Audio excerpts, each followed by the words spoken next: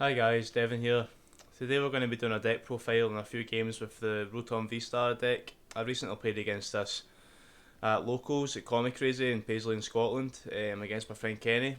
So he made up this list himself. The idea is basically you're wanting to accelerate as many tools into the discard pile as possible so you can use Rotom V-STAR to drop them all into the lost zone with its attack scrap pulse.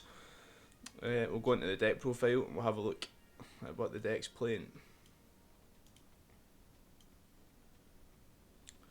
So I played Lost Box against this, and he did actually manage to take a game from me. Um, I can't remember actually what happened during the game that he won, but the deck can actually snowball quite well if it sets up. So the main idea of the deck is you've got built-in draw support with the Tower of Darkness. The Tower of Darkness is a card that allows you to discard once per turn a single strike, rapid strike, or no, it's only single strike. Sorry, single strike card into the discard pile and draw two cards. So you draw two cards through that. Obviously, you play three single strike tool cards. Single strike scroll of Scorn, scroll of the Flying Dragon, scroll of Piercing. So for every card for every one of these you discard, there's another tool that you can drop into the lost zone using the Scrap Pulse for an extra 40 damage. So you've got some built-in draw support there, the kind of synergy. You've got Choice Belt and EXP share to try and keep yourself going. Choice Belt can help with some numbers, as you'll see.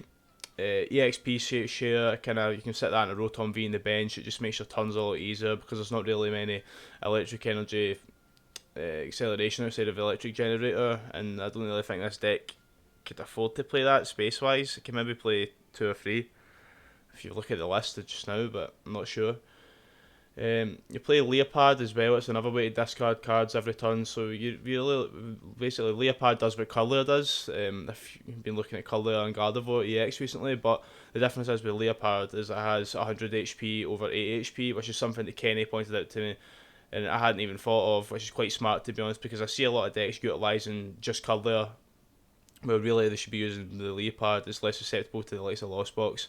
Although there must be a reason as to why some of the top players are choosing Curler over Liepard, because there's absolutely no way that would go underneath the radar. Play one Miraidon EX just for the ability tandem unit. We can search our deck for any two lightning Pokemon. It really helps us set up. We can search our deck for two Rotom V-STAR, not two Rotom V, and set us up for the turn after. Cramorant, if you've seen this card a million times in Lost Box, obviously we are going to be lost owning quite a lot of stuff with Rotom V-STAR, so Cramorant can come and use in some more single prize matchups, and even as a finisher against the other matchups where they've got two prizes.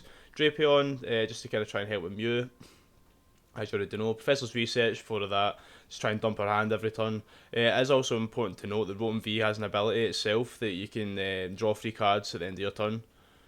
And draw 3 cards at the end of your turn. So turn 1 we can actually just get an extra 3 cards in the hand for the turn after, which is quite good. It's a big tempo ability against our opponents. Basically says we've just drew an extra 3 cards, what you're going to do. Zinnia's Resolve, we can discard 2 cards from our hand and draw a card for each of our opponent's Pokemon. It can be useful sometimes. Roxanne, I don't know what that does. Boss's Orders and Serena kind of fit the same purpose. Although in this deck, Serena has a bit more utility because you can discard tools from your hand and draw up to 5, which is kind of the full idea of the deck. Ultra Ball 4 of, also more synergy with this deck. We want to discard as many tools as we can. Switch, we've not really got many switching options. If we start the likes of Miraidon or Liepard, we want to focus all of our attachments on our Rotom V-Stars. So we need 2 turns. We've not got any other energy acceleration. We want to take knockouts as soon as possible. 2 Nest Ball just to search out Pokemon. Pal Pad for a bit of recyclability. We've maybe had to discard the boss's orders or Roxanne or Zinnia's, any other one-off supporters. EXP share, as I've already mentioned, is just there just to try and keep a Pokemon always powered up. Also can attract Lost Vacuum from our opponents, which means we can actually have a decent attack with Rotom V. I believe it does it from the Lost Zone. I can't remember. Single strike, all of the scrolls we can't actually use the attacks, which is annoying because especially the single strike scroll of Scorn, this attack's actually okay to be honest for one fight, and even then we couldn't use the attack because we've not got any fighting energy. What am I talking about? So that's the majority of the deck profile done. We'll see some more once we get into the games. So Okay, ladder set up. I was going to play a game against my friend Ian, but he's not available till later on tonight, and I'd rather get this done early on today, so that's what we're doing. So, as I mentioned, this was Kenny's list. I was actually really intrigued after the games to see the list itself, because it's something different. I'm not saying it's a tier 1 deck or whatever, but it's something different. It beats you. I might not beat Lost Box in that, but I can definitely beat them in terms of how interesting it is. Because I'm sure everyone's watched a million games of Lost Box at this point.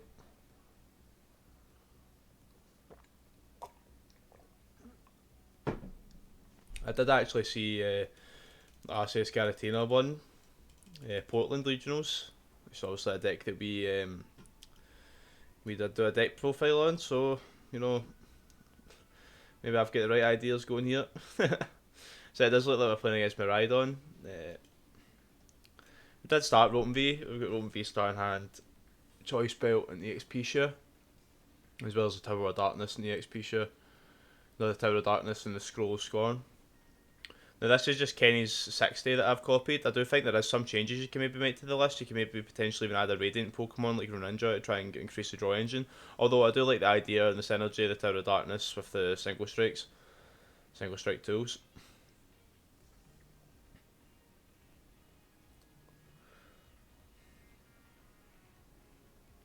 So we do kind of want to play Miraidon next turn, I'm guessing. So I think maybe the best option is probably Tower of Darkness, discard Scroll Scorn, see what we draw into, and then Ultra Ball. Because there is a potential that we have to discard the EXP share. Or even the Choice Belt. There you go, so that is our turn. So the majority has Pokemon of 200 HP or thereabouts, so we need to do 40. We have 5 tools in the discard pile, or 4 tools, and no, we need 5 tools. Okay, so we draw into Roxanne there, so we can discard Roxanne, but we will just draw as many cards as we possibly can before making any decisions. It's always a good idea. So 1 tool in the lost zone already. Nest Ball, ideal. Nest Ball can get us Miraidon. So I've got Liepard. Have we prized? Oh, okay, so we prized both of our Purrloin, which isn't really ideal, especially for a deck profile. 9. So how many tools have we got then? So we've got 3 to EXP share. Cool. I will just get to Rotom V here because there's a high chance that it will just knock out this one in the active. Probably just go discard. Follow.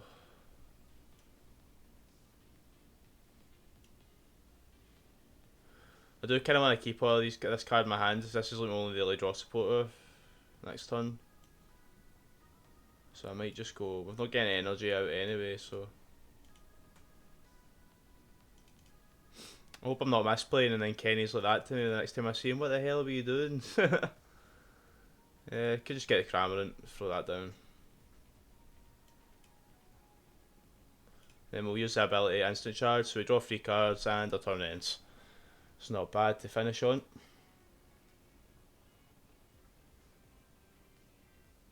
The only real issue with that turn there was we're kind of a turn behind now, but in terms of we've only had 1 energy attachment, so I'm not actually sure what we do next turn.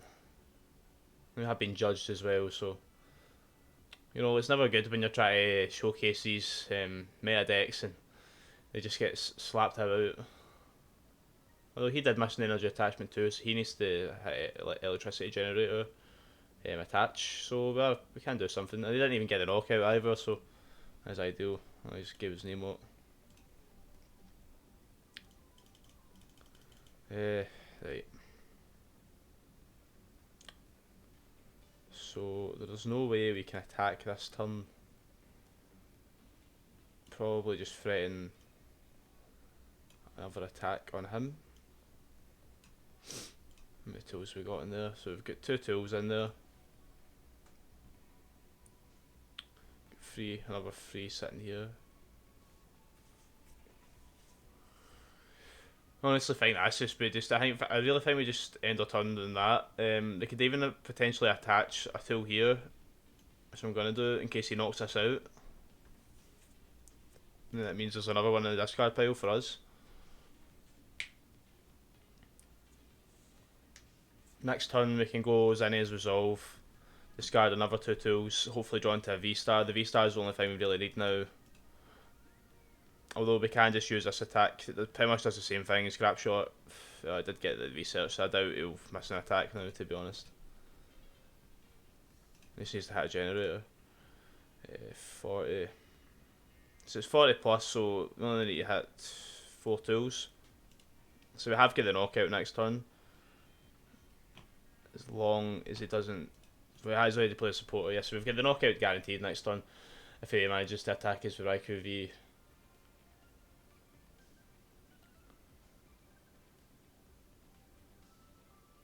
So we just got attach energy. Aye, real sound. We'll probably retreat to Flaffy here. Oh, okay, didn't expect that. Okay, we do have boss's orders in the discard pile, so we can play Pal Pad to get it back, even if we do get a big hit into this. So I'm not going to play the Nest Ball. I want to have space for Purrloin.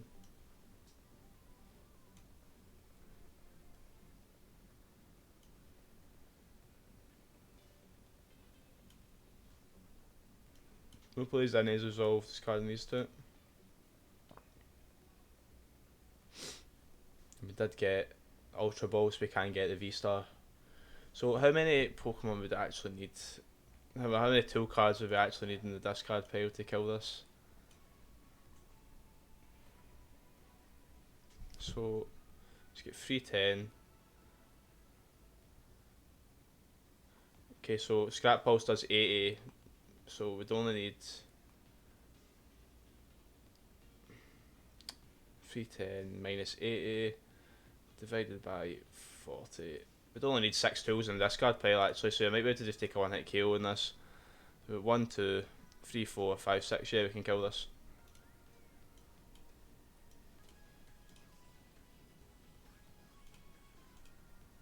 Oh, I didn't actually know, the Rotom V-Star's V-Star ability just allows you to discard your hand. Not discard as many cards as you want out of your hand and then draw that many. It's quite good actually.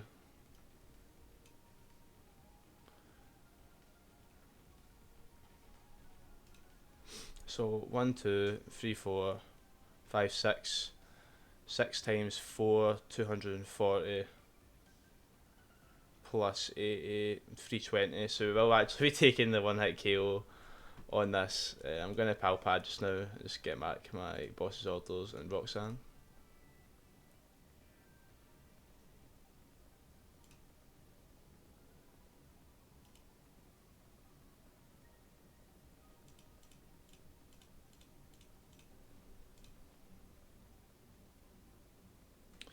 So I bet you didn't expect us to do that. It's quite funny actually.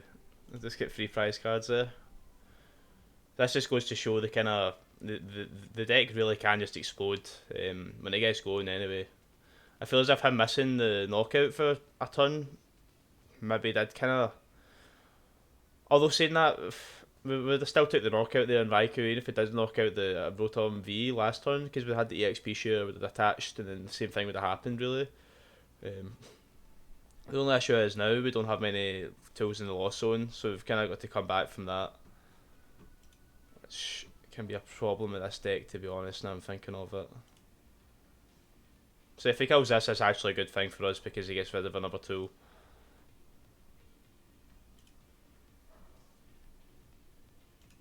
So I only need 4 tools in the discard now.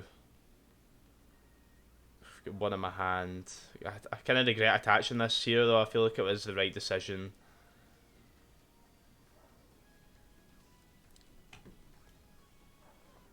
Attach Rotom V-Star. Now we get Purrloin, so we can get that going trade wise. Nest Ball, see what we've got left in the deck. So I've got a V-Star. I've got more tools. So there is a potential for us to do this here. For Ultra Balls left as well, so yeah, there is definitely a potential.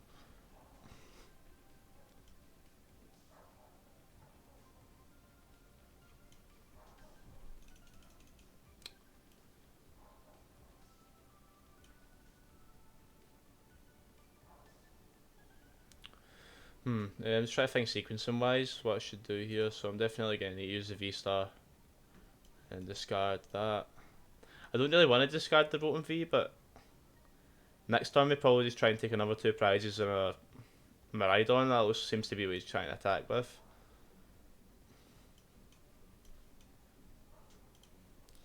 How many have I got in the discard pile just now? So I've got 1, that'll be 2, 3. So we need to hit. Need to really go for it here.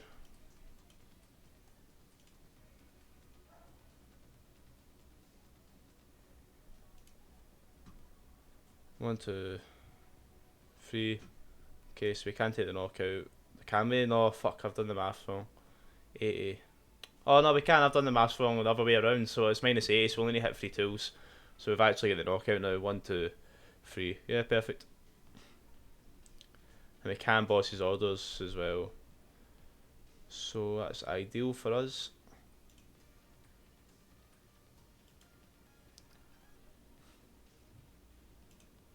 Two, 3, 120, 180. 120, 200 actually, yep. So another 2 prizes, and next time we can just, next time we can just boss his orders for a game actually. So I have misplayed a bit, as you've seen, but it's good to be able to showcase this deck, and I actually think it is good, to be honest. Like, when it gets going, it's a good laugh. So as you can see right now, this deck's only took 2 prizes against us. The only issue is if they play Roxanne or Judge. But we have got Purrloin sitting. Okay, so he has played Research, so there's no way he's going to be able to judge us. Which I think means we pretty much have game next time. Scrap Pulse does 80 anyway, so we can just, 1 tool in this card pile. If he kills this, and he can't kill it actually, unless he gets a VMAX. So he needs to get VMAX to kill this. Next time we just go boss his orders, discard, go scroll a Scorn, and we win the game.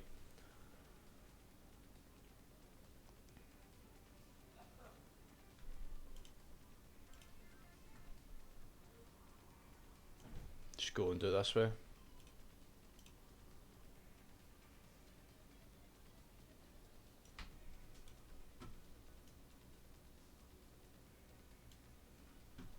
Just to make sure, 1 plus the base damage of 80 means 220.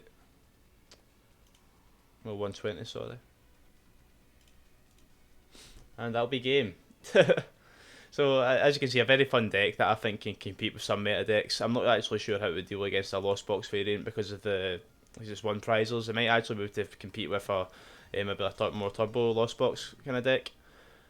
But it is 100% honestly a very fun deck to play. As you've just seen there, it's quite a high roll deck. You're just trying to go for it. I can imagine it maybe even have a tough time against Mew, which is probably why you play Drapion and they ask Kenny. Because Mew will just keep on path judging, and the deck really relies on having big hands and having a lot of options to draw cards and discard tools reliably. So thanks for watching anyway, guys, and let me know if you play some games with this deck, and let me know if you take it to maybe locals or a league challenge or something like that. I definitely say the deck's good enough to play a league challenge if you're maybe not going for an invite, or if you've already hit your best finish limit. So, yep, thank you guys, and I'll see you later.